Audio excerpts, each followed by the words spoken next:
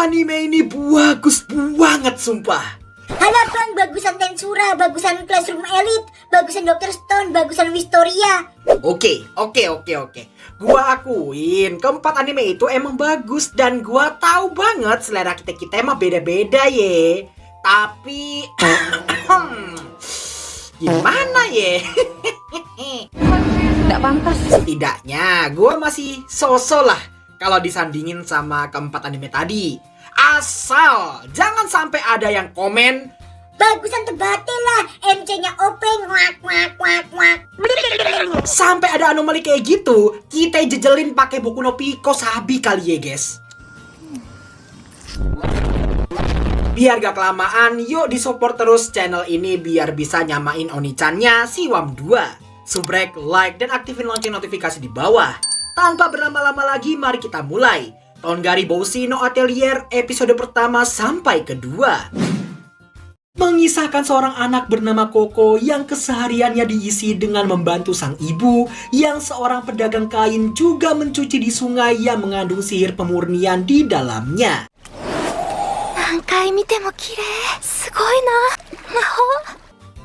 Sebagai seorang anak yang memiliki sejuta impian dan imajinasi, Koko kini sangat terobsesi dengan sihir sejak pertemuan tak disengajanya dengan seorang mage misterius di sebuah gang senggol.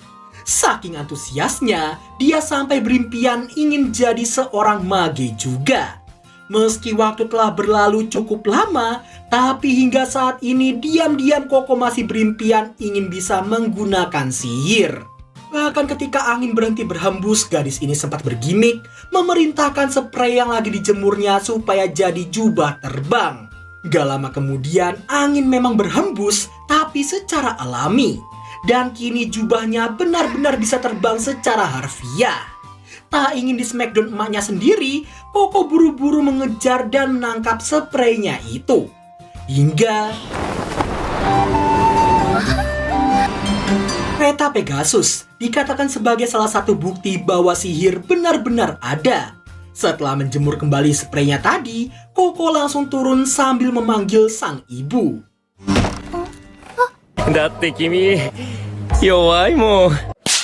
Koko pun langsung meminta maaf ke Gojo Satoru KW ini karena dia nggak tahu kalau ada orang di depan pintu. Melihat sang ibu yang lagi sangat sibuk, Koko pun bersedia membantu asalkan dia diizinkan melihat kereta Pegasus dari dekat. Setelah diizinkan, Koko langsung mengambil alih keperluan Mas Gojo KW yang membutuhkan kain abu-abu asap dengan ukuran yang telah disiapkan. Dikarenakan dia telah membantu sang ibu selama bertahun-tahun, keterampilan Koko dalam bidang ini sudah nggak perlu dipertanyakan lagi.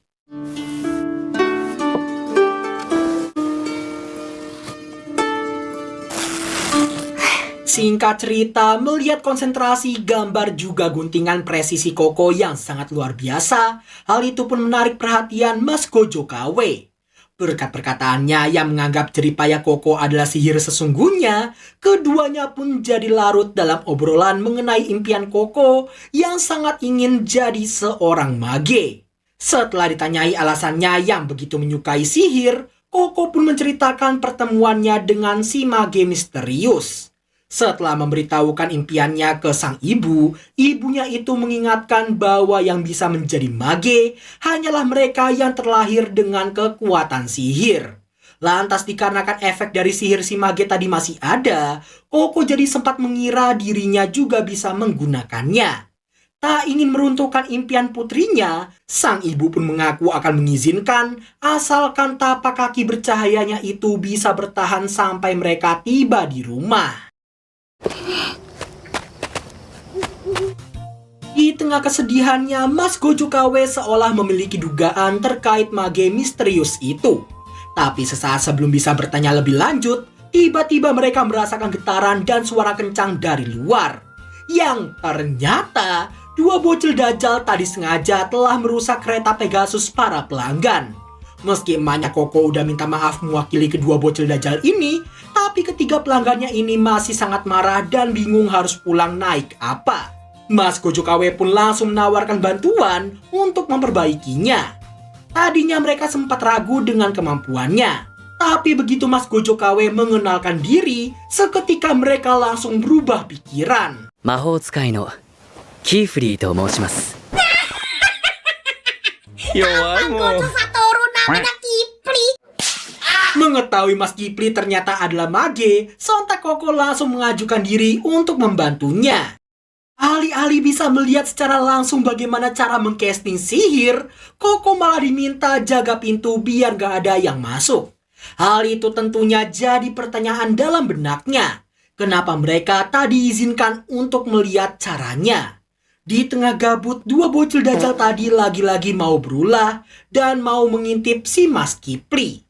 Bukannya menarik kedua temannya itu, Koko yang haus akan rasa penasaran malah ikut mengintip juga. Seperti kedua temannya yang langsung pergi, Koko masih diam seolah berharap bisa melihat casting seorang mage secara langsung. Gak lama, angin yang berhembus kencang lagi-lagi membawa spraynya hingga mengenai dirinya. Bersamaan dengan itu, Koko baru ingat dia bisa lewat atas jika benar-benar mau mengintip. Awalnya sih dia sempat ragu untuk melakukannya, tapi sayangnya dia kalah oleh rasa penasarannya sendiri.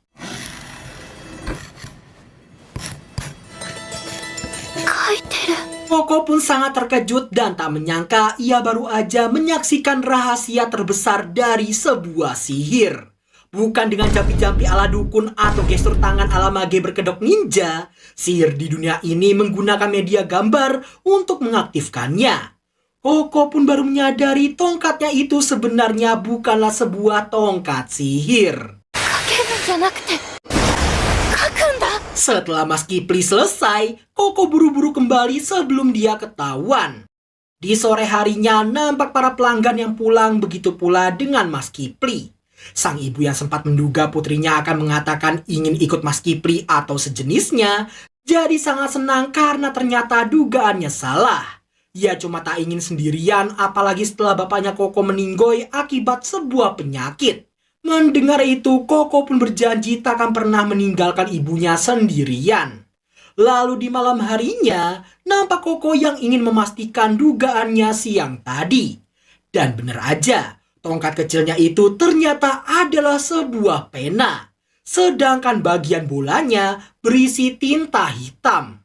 Bermodalkan buku sihir pemberian si mage misterius, Koko mulai menggambar sebuah pola sederhana yang terdapat di dalam buku itu. Entah sudah berapa menit berlalu, tapi yang jelas ia akhirnya bisa menyelesaikannya. Sungguh disayangkan, meski gambarnya telah selesai, tapi tak terjadi reaksi apapun pada kertasnya itu.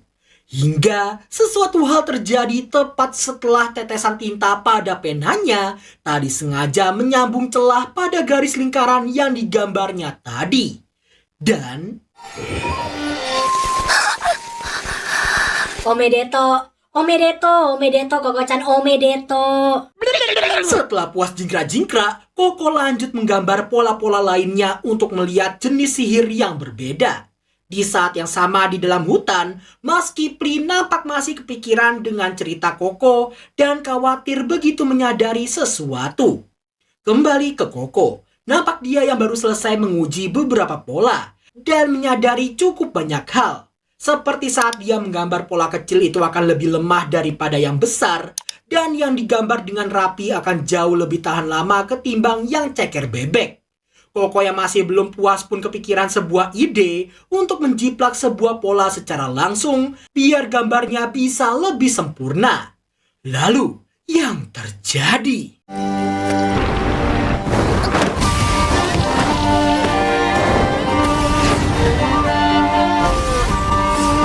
Di tengah Koko yang ketakutan dan bingung dengan apa yang terjadi, suara sang ibu semakin membuatnya panik karena tepat di belakangnya sihir pengkristal nampak melebar dan mendekatinya.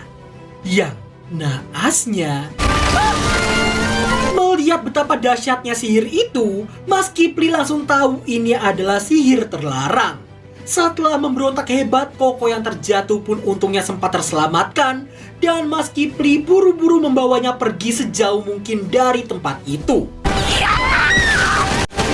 Semua Semua kejadian naas inilah yang menjadi salah satu alasan kenapa sihir sangat dirahasiakan dari khalayak umum. Setelah memberitahu tongkat penanya Koko itu disebut set casting seals, Mas Kipli ngasih tahu cuma dengan itu dan tinta khusus, siapapun bisa menjadi seorang mage. Mengingat Koko sudah tahu terlalu banyak, maka dari itu Mas Kipli akan menghapus semua ingatannya. Biarpun Koko terus memohon dan menekankan dia sangat ingin ibunya bisa kembali semula, tapi sayangnya aturan para mage adalah mutlak. Namun setelah Koko menyinggung soal dirinya yang masih ingat jelas isi buku sihir pemberian si mage misterius, Mas Kipli jadi berubah pikiran karena dia memang sedang mengejarnya. Setelah ditanyai pola halaman berapa yang dijiplaknya tadi, air mata pun mengalir diiringi harapan bisa menyelamatkan ibunya jika dia bisa mengingatnya. Meskipun tidak 100%, tapi Mas Kipli meyakinkan mungkin mereka masih punya harapan. Koko lalu diminta untuk menyimpan rahasia dan bergabung menjadi salah satu dari mereka yang juga mengetahui rahasia seorang mage. Karena cuma dengan cara itu aja, Koko akan diizinkan menyimpan ingatannya. 魔法使いになるんだ。 Sebelum sampai di akademi sekaligus ateliernya Mas Kipli, Koko diberitahu rumahnya telah dipasangi sihir guard briar supaya tidak ada satupun orang yang bisa mendekat ke sana. Mendengar itu, Koko kembali larut dalam penyesalan akibat rasa penasaran berlebihannya itu. Kesedihannya semakin menjadi karena ia telah melanggar janji untuk tidak meninggalkan sang ibu sendirian. Setelah ditenangkan Mas Kipli, Koko akhirnya diajak masuk ke dalam ateliernya. Mas Kipli kemudian memintanya untuk raup dulu dengan salah satu alat sihir di sana. Koko yang terlalu excited jadi tidak menyadari Mas Kipli yang udah pergi buat ngambilin baju gantinya. Jelas ia pun jadi bingung karena tak pernah memakai alat sihir seumur hidupnya. Beruntungnya aja seorang gadis periang bernama Tetia datang membantu, memberitahu alat itu bernama Vapor Bubble dan mengajari cara menggunakannya. Hah, pie. Tetia ngucapin makasih karena dia senang kalau ada orang ngucapin makasih ke dia. Doh, itasimaste. Tinggal ngomong gitu, Neng. ありがとう。ありがとうな、ありがとう。 Di tengah ucapan makasih yang gak ada habisnya, gadis lain yang bernama Receh ini datang meminta Koko untuk mengabaikan bestinya itu.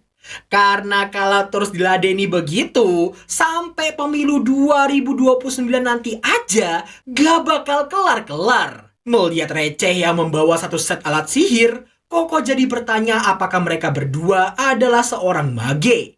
Tetia pun menambahkan kata magang di belakangnya, juga muridnya Kipli Sensei. Pertanyaan Koko barusan pun menimbulkan sebuah pertanyaan. Dari atelier mana dia sebelumnya?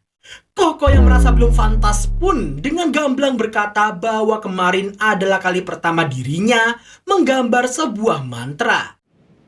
まさか、君がそうなの？ Rasa terkejut kedua gadis ini bukan tanpa alasan. Karena dalam satu malam aja, keduanya sudah mendengar rumor tentang seorang outsider yang telah menggunakan sihir terlarang, tapi ingatannya tetap utuh dan diizinkan jadi seorang murid magang. Gak lama kemudian, Kipli Sensei datang mencairkan ketegangan, meminta kedua muridnya untuk belajar di kamar, dan kemudian memberi Koko seragam yang juga dipakai anak-anak yang lain. Selesainya ganti baju, Mas Kipli memulai ajaran hari ini dengan kisah tentang sihir yang dulunya bukan sesuatu yang istimewa. Semua orang di zaman itu bisa memakai sihir. Semuanya. Tapi justru karena hal itulah malapetaka selalu datang pada siapapun yang termakan ego dan haus akan kekuasaan, kekuatan, dan juga kekayaan. Demi menjaga kemanusiaan dalam diri semua orang, segelintir mage yang masih punya hati nurani akhirnya bersatu dan memutuskan untuk mengambil ingatan semua orang terkait mantra sihir. Lalu mereka akan mempercayakan rahasia sihir pada para murid yang telah bersumpah untuk menjaganya. Itulah yang disebut hari perjanjian. Sejak saat itulah, orang-orang dibuat percaya bahwa sihir adalah sesuatu yang sangat istimewa. Itulah kenapa para mage sangat berhati-hati dalam menjaga rahasia ini. Setelah mendengar semua itu, Koko lanjut bertanya mengenai sihir terlarang. Intinya, itu adalah sihir yang ditujukan untuk menyakiti orang lain. 教えてください。使っちゃいけない魔法全部。 Ketidaktahuan adalah dosa. Pengetahuan adalah senjata bagi siapapun yang mengembannya. Jika sihir terlarang ditujukan untuk menyakiti, maka itu artinya ada sihir yang juga bisa digunakan untuk menyelamatkan. Koko sangat ingin mempelajari semuanya. Mas Kipli lalu mengajaknya ke suatu tempat, sembari terus menjelaskan mengenai larangan penggunaan sihir pada tubuh penggunanya sendiri, dan lebih baik dipasangkan pada benda mati. Ambil contoh jendela dengan 4 pola warna yang berbeda ini. Begitu Mas Kipli memutar pola biru dan juga merah, seketika itu Koko yang sangat terkejut pun diberitahu alat sihir ini bernama Window Way, penghubung 2 jendela bundar dengan pola serupa.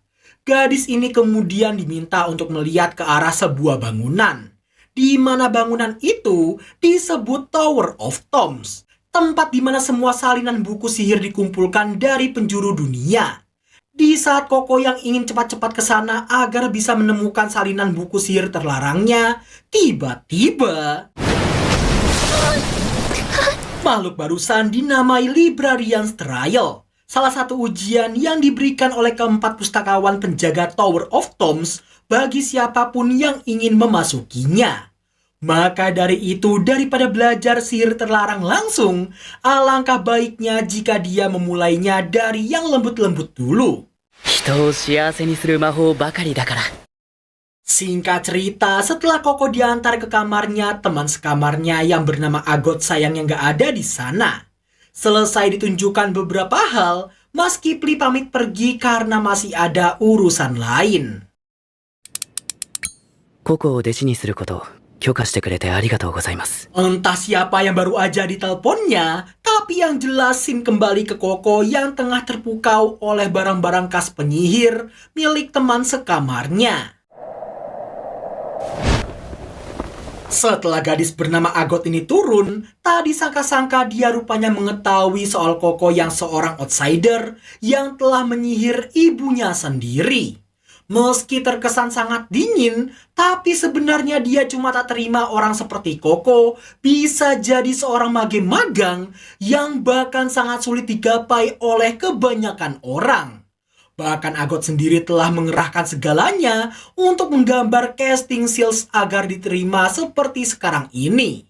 何も知らない普通の子。知らざる者のあなたになれるはずないわ。 Melihat Koko yang masih bersikeras, Agot berniat memberinya ujian besok untuk membuktikan tekadnya tadi. Belum selesai bicara, Tetia dan Receh keburu datang mengajak mereka berdua buat makan malam. Mendengar perut Koko yang udah bergemuruh, maka dari itu kedua gadis ini langsung mengajaknya makan bersama. Sebelum makan, Tetia dan Receh sempat protes ke guru mereka karena seharusnya ada makanan spesial untuk setiap murid baru. Kipli Sensei pun menyayangkan karena bergabungnya Koko sendiri terbilang sangat mendadak. Di tengah makan, ketiga muridnya ini terus memuji masakan Kipli Sensei yang lebih lezat ketimbang BGM. Dengan rendah hati, Kipli Sensei merasa semua ini berkat para petani dan bukan sekedar beli di warung Madura, lalu di markup edian-edianan. Setelah melalui tidur malam penuh penyesalan, Kipli Sensei memberi Koko 1 set alat sihirnya di esok hari. Meski masih dilanda rasa bersalah, tapi Koko tetap kekeh akan menapaki jalan seorang mage demi bisa menyelamatkan sang ibu. Setelah belajar berjam-jam hingga tepar, Kipli Sensei memintanya untuk merangkum apa aja yang telah dipelajarinya barusan. Mulai dari mantra yang tersusun dari 3 elemen penyusun, sigil di tengah, sains yang mengelilingi sigil, dan lingkaran terluar yang menyempurnakannya yang disebut ring. Sigil sendiri ada beberapa jenis, yakni api, air, cahaya, dan juga angin. Sains bertugas sebagai elemen penentu dari bentuk, ukuran, dan juga arah dari sihir tersebut. Sedangkan ring bertugas untuk mengunci casting seal dan juga mengaktifkan mantranya. Usai menjabarkannya, Koko diminta untuk menggambar sebuah mantra sederhana. Setelah jadi, gadis ini sempat gak ingin menunjukkan karena gambarnya kurang rapih. Kipli Sensei pun mewajarkannya dan ngasih tahu ringnya belum tersambung dengan benar. Begitu Koko menyambungkan garisnya, seketika itu... Untungnya Agot gak marah dan justru meminta ditunjukkan mantranya tadi untuk dicari tahu letak kesalahannya. Dan ternyata ada satu sainsnya yang lebih panjang dari sains yang lain. Itulah kenapa arahnya tadi jadi tak sengaja mengenainya. Melihat betapa dewasanya Agot, Kipli Sensei pun memintanya untuk menjaga Koko untuk sementara waktu karena dia masih ada urusan lain selama 2 hingga 3 hari ke depan. Setelah Agot menerima tugas itu, Kipli Sensei pun melenggang pergi dari sana. Di saat Koko yang kembali meminta maaf padanya, bersyukurnya aja Agot bukan tipikal pendendam. Bahkan dirinya hanya ingin Koko siap ke ujian yang akan dia jalani dan membuktikan bahwa dirinya memang pantas menjadi seorang mage magang. 試験を始めるわよ。 Bagus banget kan? Iya kan? Bener kan? Iya kan? Bener gitu kan? Sebelumnya gua sempet ragu banget buat nonton anime ini coy, gara-gara topi runcingnya para mage yang agak aneh gua lihat ya. Tapi pas gua kesampingkan itu, asli indah banget coy ini anime. Baik itu environment sekitar maupun desain karakternya. Dan buat kalian yang ngira Mas Kipli itu mirip sama Gojo Satoru si Eskiko, fix kalian wibu kopit yang cuma suka anime gegara lagi WFH. Kenapa gitu? Karena justru Mas Kipli duluan yang rilis cuy. Gini ya, wahai para bocil berjenggot sekalian, manga Tongariboshi rilis pertama kali di tahun 2016. Sedangkan Jujur Kasihan di tahun 2018. So, justru Kiko Satoru lah yang mirip sama Mas Kipli. Sebelum kita tutup, ada satu komentar yang mau gua bales ya guys ya. Dari Tukang Marah 99. Pantesan bang di channel 1 nggak ada video anime yang belum gua tonton, udah nggak ada. Dan seterusnya dan seterusnya. Betul. Sementara waktu gua itu fokus di Oniani CH dulu guys. Dan waktu hukumanku di WAM 2 itu tinggal 30 harian lagi. Ini gua juga sambil prepare topik sama kelengkapan buat live stream di sana nanti cuy. Niatnya sih awal bulan ini ya, bulan April. Tapi karena agak mustahil, kalian tunggu aja di bulan ini pokoknya. Oke ya, thanks BTW si Tukang Marah 99, thanks juga buat kalian yang udah rela buang waktu buat dengerin yappingan gua barusan. So, mari kita putar lagu yang gak pernah diganti selama 2 tahun ini.